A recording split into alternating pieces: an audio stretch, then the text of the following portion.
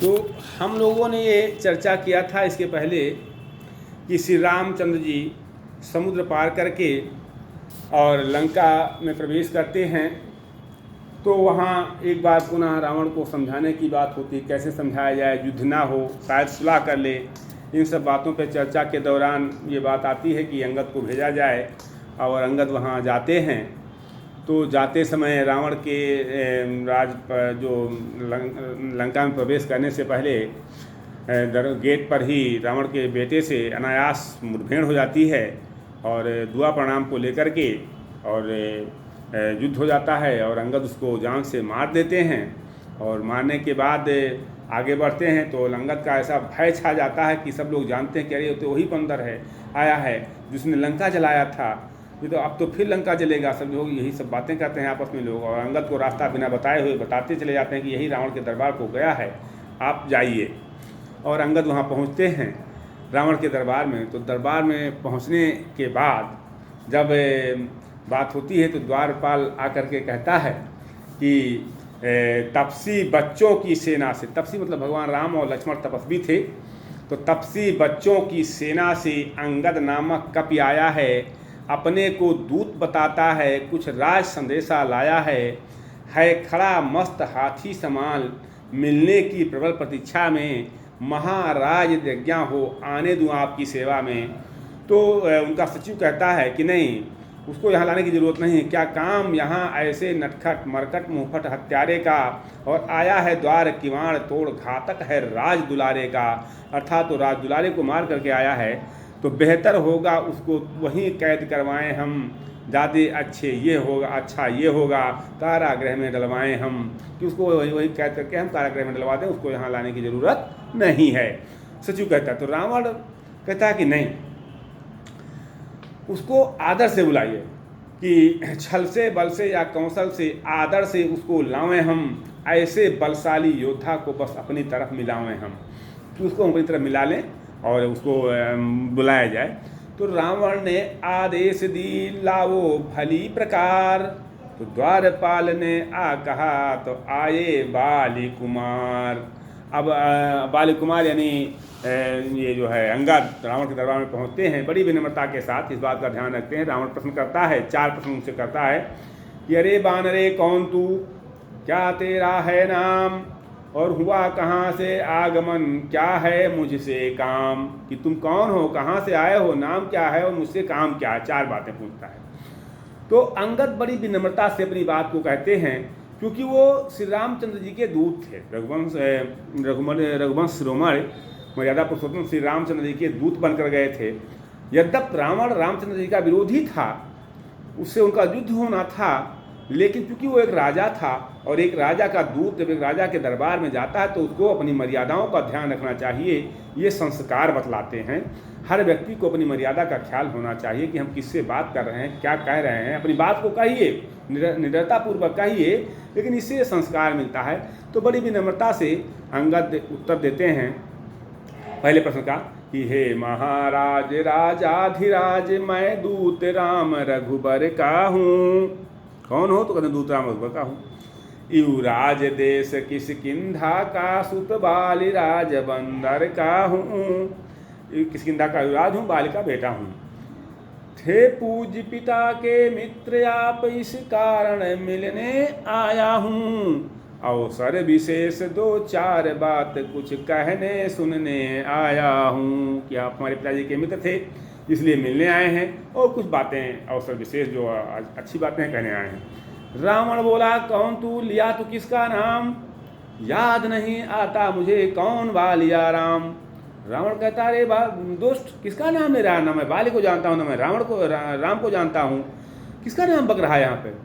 तो अंगद विनम्रता से फिर अंगद बोले, हाँ ध्यान न हो, कारण तब बुरी अवस्था थी, जब बाली काख में बंदी थे, उस समय आपको मूर्छा थी। हाँ नहीं ध्यान होगा, अंगद कह रहे हैं कि बाल के काख में आप बंदी थे, उस समय आप मूर्छित थे, तो आपको बाल का याद नहीं होगा, इसलिए बाली को भूल गए, तो बात न कोई विस्मय की, पर एक अचंभा होता है, श्री राम नाम भूले हो भी। तो बाली को भूल गए तो कोई अचंभा नहीं होता है, मैं आश्चर्य नहीं हो रहा है मुझे, लेकिन राम का नाम भूल गए, इससे आश्चर्य हो रहा है। आ गया राम का नाम याद, आ गया राम का नाम याद, या पिछली और कथा कह दूं, ले जाऊं ध्यान जनकपुर का इतिहास स्वयंवर का कह दूं।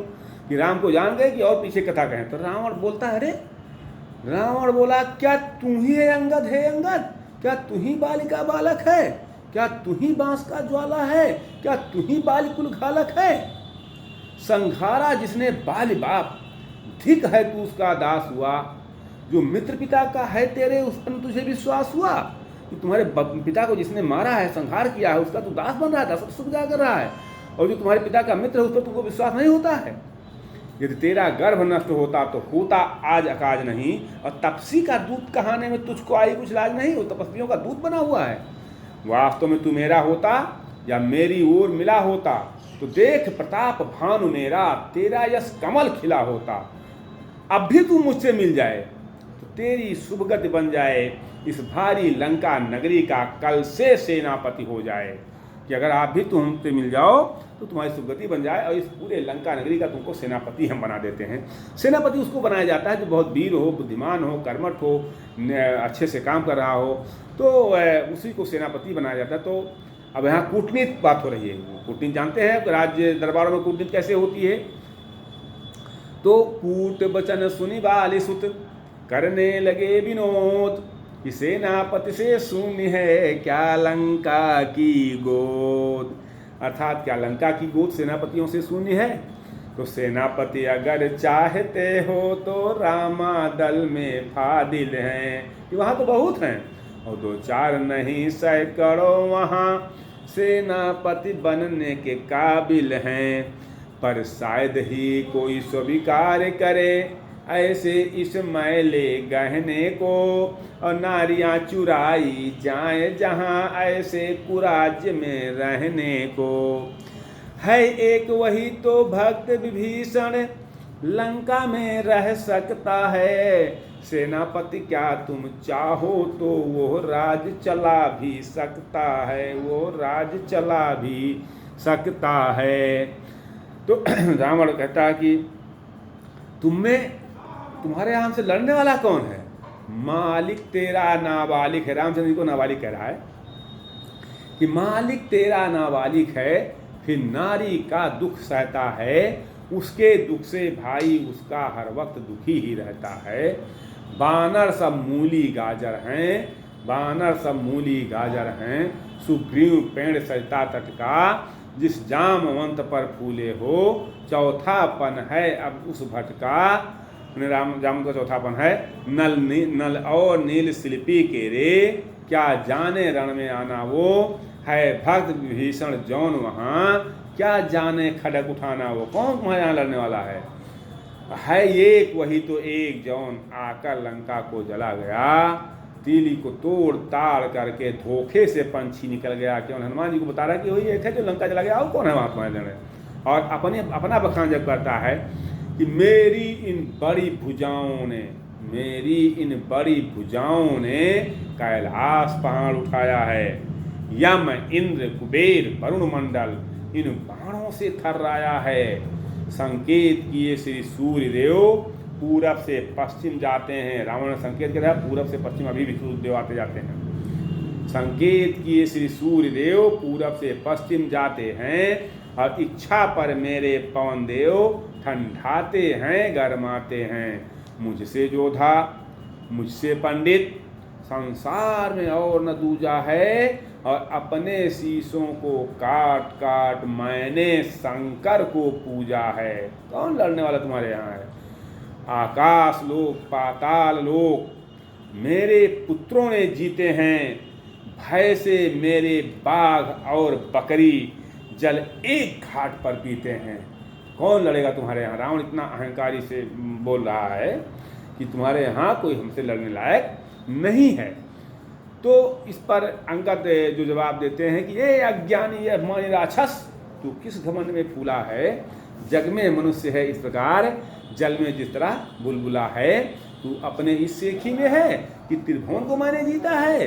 जो अत्याचारी होता है वो अधिक समय न जीता है, पापों ने अंधा किया तुझे, अंतिम दिन आने वाला है। 2-4 दिनों में रावण तू इस जग से जाने वाला है। उस जग में बालीराज से मेरी सब कुशल सुना देना और सुग्रीव राज का इंतजाम, हनुमत का काम बता देना। लंका का राज विभीषण को ये जाने वाले देते जा, श्री कुंभकर्ण श्री मेघनाथ को साथ साथ ही लेते जा। अगला हम इसके आगे का टॉपिक संवाद अगले टर्न में हम लोग चर्चा करेंगे। अगर आपको वीडियो अच्छा लगा होगा तो प्लीज़ सब्सक्राइब जरूर कीजिएगा, लाइक जरूर कीजिएगा। बहुत बहुत धन्यवाद आप लोगों को।